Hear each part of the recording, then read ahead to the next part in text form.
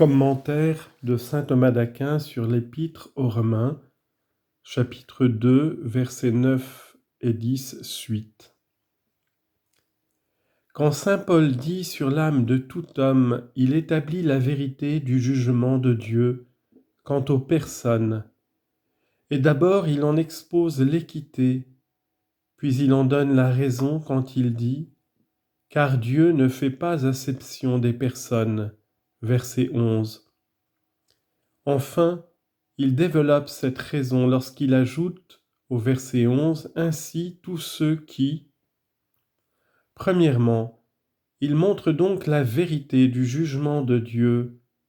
Premièrement, quant aux personnes, d'abord à l'égard des méchants en disant « Sur l'âme de tout homme qui fait le mal, c'est-à-dire contre toute âme. » Car, ainsi que dans les saints la gloire descend de l'âme au corps, de même dans les réprouvés le châtiment est d'abord et principalement subi dans l'âme, et subsidiairement dans le corps, qui à cause des fautes ou des crimes de l'âme, ressuscitera passible. Confère Ézéchiel 18, 20. L'âme qui a péché mourra elle-même.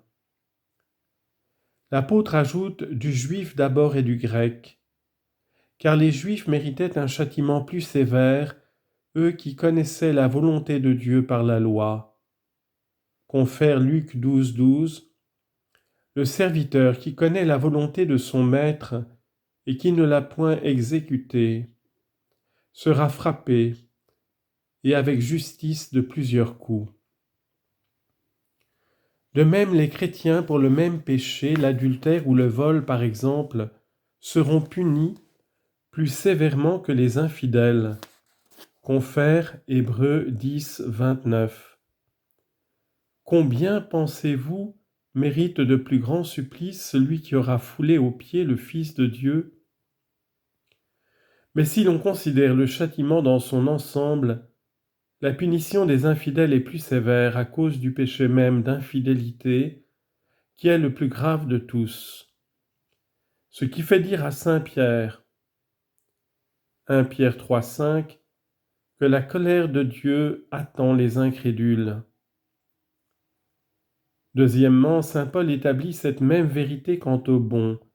D'abord, il rappelle à leur sujet ce qu'il a dit plus haut, la gloire et l'honneur, puis, au lieu de l'incorruptibilité, il indique la paix qui la renferme, et avec elle beaucoup d'autres avantages, car la paix ne peut être parfaite tant que l'on craint de perdre ce que l'on possède, et celui-là seul a la véritable paix du cœur, qui possède tout ce qu'il désire et qui ne craint point de le perdre. Isaïe 32, 18. Mon peuple se reposera dans la beauté de la paix. Sur ce point, l'apôtre attribue encore aux Juifs la primauté, parce que c'est à eux, les premiers, que les promesses ont été faites. Pour les gentils, ils seront admis dans ce qui a été promis aux Juifs. Confère Jean 4, 38. Les autres ont travaillé, et vous êtes entrés dans leurs travaux. Deuxièmement, quand l'apôtre dit « Dieu ne fait pas acception de personne », il donne la raison de ce qu'il a avancé, à savoir que Dieu ne fait pas, confère Acte 10, 34. En vérité, Dieu ne fait pas acception des personnes.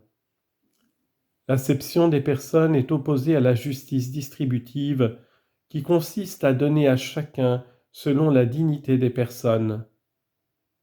L'acception a donc lieu quand on donne à quelqu'un plus ou moins sans égard à sa dignité. C'est ce qui arrive quand le don ne se fait pas à cause de la condition, mais pour la personne qui est en cause. Agir ainsi, c'est donc prendre la cause comme la règle de son action, mais en vue de la personne, comme si cette personne elle-même était le motif qui fait agir. Donner par exemple à une personne à raison de la parenté plus de biens patrimoniaux qu'à un étranger, ce n'est pas faire acception des personnes, mais parce que la parenté est une raison convenable d'obtenir ces sortes de biens. Mais si un supérieur à raison de la parenté donne à un clerc plus de bénéfices ecclésiastiques qu'à un autre, il peut y avoir là acception des personnes, en supposant que ce parent favorisé ne présente pas d'autre aptitude. La parenté, en effet, n'est pas la raison légitime de la distribution des biens spirituels. Mais comme Dieu fait toutes choses d'après la raison suprême des convenances, il ne peut y avoir en lui acception des personnes, car il est dit, Sagesse 8.1, le Seigneur dispose toutes choses avec douceur. Cependant, Dieu ne paraît-il pas faire acception des personnes, quand parmi les pécheurs il en laisse quelques-uns dans leurs péchés et en appelle d'autres à lui? Il faut répondre que l'acception des personnes est opposée à la justice, d'où il suit qu'elle n'a lieu qu'à l'égard de ce qui est donné comme dû, ce qui est l'objet de la justice.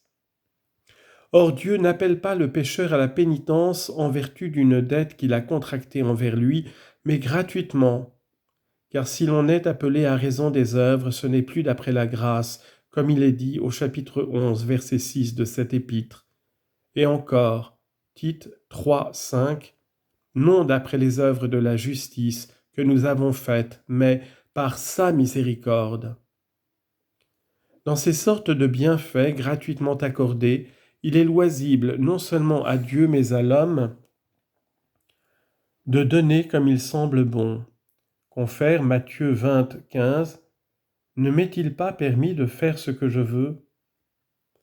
Troisièmement, lorsque saint Paul dit tous ceux, il développe la raison qu'il a donnée précédemment. Que Dieu ne fasse point acception des personnes, cela est évident, puisque tous ceux qui font le mal sont punis. Partant de ce principe, l'apôtre parle d'abord de ceux qui n'ont point reçu la foi, et dit que quiconque a péché sans la loi, c'est-à-dire sans la loi de Moïse reçue de Dieu, périra sans la loi, c'est-à-dire sera condamné, mais non pas pour avoir transgressé la loi. Confère Job 4, 20. Parce qu'aucun d'eux n'a compris, ils périront éternellement. Il parle ensuite de ceux qui ont reçu la loi écrite et il dit que tous ceux qui ont péché sans la loi, après la loi écrite, seront jugés par la loi, à savoir parce qu'ils ont transgressé le principe de la loi. Confère Jean 12, 48. La parole que je vous ai annoncée le jugera au dernier jour. De cette façon de parler de saint Paul, quelques auteurs ont pris occasion de commettre une erreur. Parce que l'apôtre n'a point dit « tous ceux qui ont péché sous la loi périront par la loi », comme il avait dit de ceux qui sont sans la loi qu'ils périront sans la loi, ils ont cru que ceux qui pêchent après avoir reçu la loi seront jugés d'une manière particulière, c'est-à-dire dans le temps présent et sans périr. Mais, remarque la glose, quel chrétien dira que le juif ne périra pas s'il ne croit pas en Jésus-Christ, quand le Sauveur dit que Sodome au jour du jugement sera traité avec moins de rigueur que lui? Comme on le lit en saint Matthieu 10, 15 et Ézéchiel 18, 23, « Je ne veux pas la mort du pécheur ». L'apôtre a employé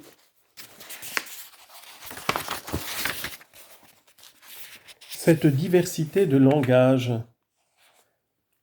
ainsi que le dit saint Grégoire dans ses Morales sur ce passage de Job 36, 6, il fait justice aux pauvres. Quelques-uns au jugement à venir périront, mais ne seront pas jugés, à savoir les impies qui sont sans foi et sans loi de Dieu. Confère Psaume 1, 5, au jour du jugement, les impies ne se lèveront pas, parce qu'il n'y a pas lieu à discuter la cause de celui qui est totalement étranger à Dieu. Confère Jean 3, 18. Celui qui ne croit pas au Fils de Dieu est déjà jugé. Quant aux autres, qui pêchent après avoir reçu la loi de Dieu et la foi, ils périront, mais toutefois, ils seront jugés. Leur cause sera comme discutée en leur présence. C'est ainsi qu'il est dit au prophète Ézéchiel 34, 17, je juge entre les brebis et les brebis, entre les béliers et les boucs. De même, dit encore saint Grégoire, un roi condamne ses ennemis sans les entendre, ses sujets, après les avoir entendus, avec un soin diligent.